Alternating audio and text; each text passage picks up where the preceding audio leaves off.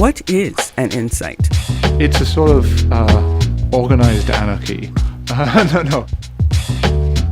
It begins with an idea.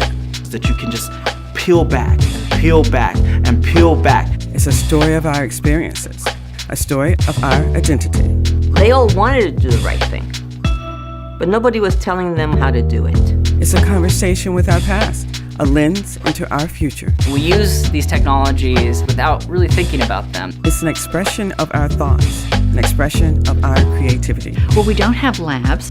I have developed a reputation among my colleagues as Mr. Continuity. It begins with an idea, but grows into a revelation. There was another kind of discourse about race going on in the 1950s that would have empowered me. 8 different scholars, 8 different stories.